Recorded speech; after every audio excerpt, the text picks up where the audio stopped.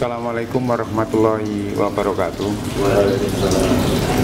Saudara-saudara sekalian, terkait dengan pelaksanaan reformasi birokrasi di BPS, saya minta agar semua pegawai memahami dan mendukung pelaksanaan reformasi birokrasi.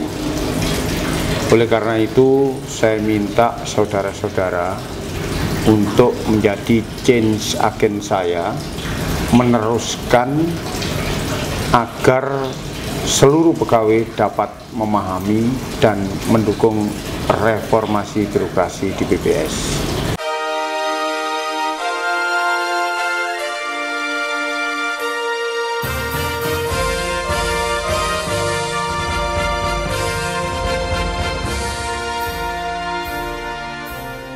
Reformasi birokrasi itu adalah upaya perubahan terhadap sistem pemerintahan untuk menjadi lebih baik, terutama menyangkut aspek-aspek kelembagaan, tata laksana atau bisnis proses, dan sumber daya aparatur.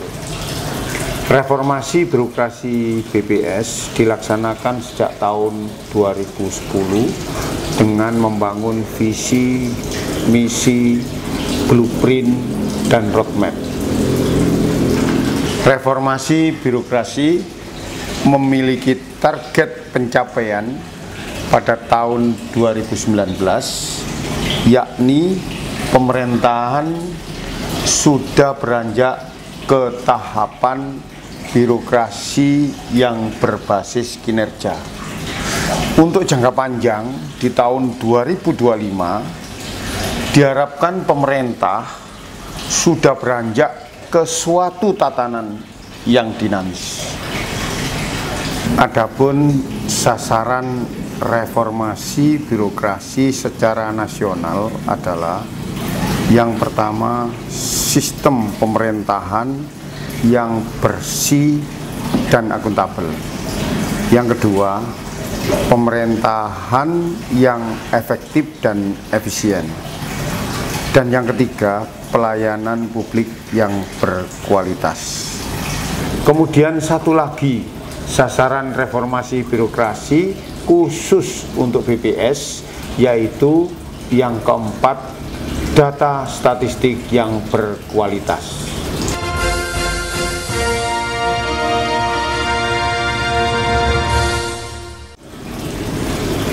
Terkait dengan itu, terdapat 8 area perubahan dalam reformasi birokrasi BPS.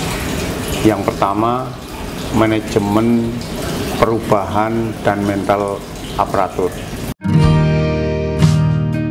Program yang dilaksanakan BPS antara lain pembangunan Change Agent Network dan program internalisasi budaya serta Culture Communication Program. Pengukuran tolak ukur budaya kerja yang mencerminkan nilai inti BPS, yaitu profesional, integritas, dan amanah. Implementasi nilai inti dalam kegiatan operasional dan penyelarasan nilai inti dengan kompetensi pegawai, dan pengukuran tolak ukur budaya kerja dari perspektif luar. Yang kedua, penataan dan penguatan organisasi atau kelembagaan. Program yang dilaksanakan BPS antara lain peningkatan ketepatan ukuran, ketepatan tugas dan fungsi, serta sinergisme kelembagaan di BPS. Pengurangan atau penghapusan tugas dan fungsi yang tumpang tindih antar unit kerja. Peningkatan kejelasan pembagian kewenangan unit kerja, baik secara vertikal maupun horizontal. Dan peningkatan sinergisme kelembagaan antara BPS pusat dan daerah. Yang ketiga, penataan peraturan perundang-undangan. Program yang dilaksanakan BPS antara lain Amandemen Undang-Undang Statistik Nomor 16 Tahun 1997, pengembangan jaringan dokumentasi dan informasi hukum JDIH online, deregulasi peraturan perundang-undangan yang menghambat peningkatan kualitas pelayanan publik, dan peningkatan keterlibatan publik dalam proses perumusan kebijakan dan regulasi yang melindungi, berpihak pada publik, harmonis, tidak tumpang tindih, dan mendorong iklim kondusif bagi publik. Yang keempat, penataan sumber daya manusia aparatur. Program yang dilaksanakan BPS antara lain peningkatan kemampuan unit pengelola SDM aparatur, penerapan sistem manajemen kinerja individu, pembentukan talent pool atau kelompok suksesi untuk pengembangan karir pegawai, dan pengembangan sistem informasi manajemen SDM yang komprehensif dan terintegrasi. Yang kelima, penataan tata laksana. Program yang dilaksanakan BPS antara lain penerapan sistem, proses, dan prosedur kerja yang jelas, efektif, efisien, cepat, terukur, sederhana, transparan, partisipatif, dan berbasis e-government, pengembangan e-government secara terintegrasi, peningkatan kualitas e-procurement, dan pengembangan knowledge management system. Yang keenam, peningkatan kualitas pelayanan publik.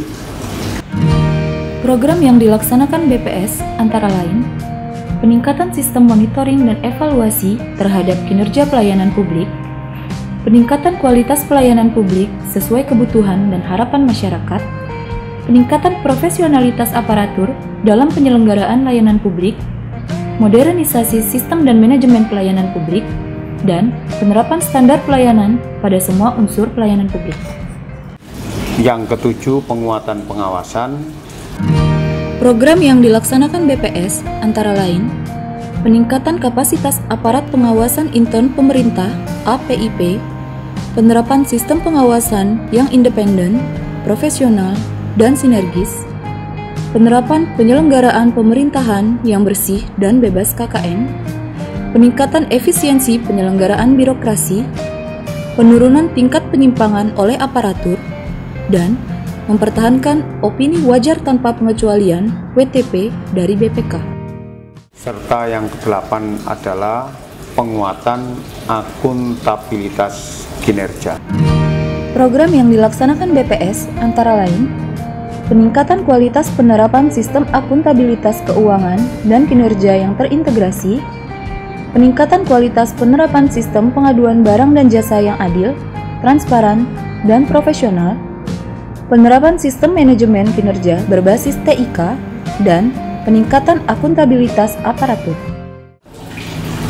Seluruh pegawai BPS wajib memahami dan mendukung pelaksanaan reformasi birokrasi di BPS. Informasi selengkapnya mengenai reformasi birokrasi BPS dapat diakses di rb.bps.go.id.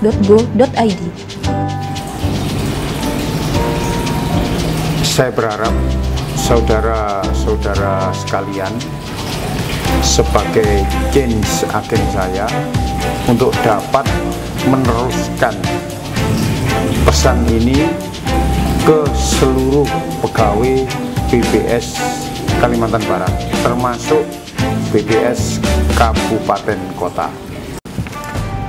Adapun sejumlah program kegiatan dan inovasi yang dilakukan oleh BPS Provinsi Kalimantan Barat dalam rangka mendukung reformasi birokrasi antara lain 1. Sharing knowledge antar bidang dan instansi yang dilaksanakan rutin setiap bulan.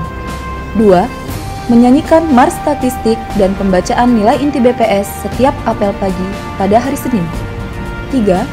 Berbagai macam kompetisi, baik antar kabupaten kota se-Kalimantan Barat maupun antar bidang di BPS Provinsi Kalimantan Barat dalam rangka peringatan Hari Statistik Nasional. 4. Pengembangan sistem informasi geografis potensi desa (Sikpodes) yang dapat diakses di webapps.bps.go.id/kalbar/sikpodes. 5. Pengembangan sistem informasi manajemen data dan perangkat lunak untuk keperluan internal BPS Provinsi Kalbar. 6. Video sosialisasi RB BPS untuk Kabupaten Kota se-Kalimantan Barat yang sedang Anda saksikan saat ini. Tentunya masih banyak lagi program dan inovasi lain yang bisa dilaksanakan baik oleh BPS Provinsi maupun BPS Kabupaten Kota se-Kalimantan Barat yang mendukung reformasi birokrasi.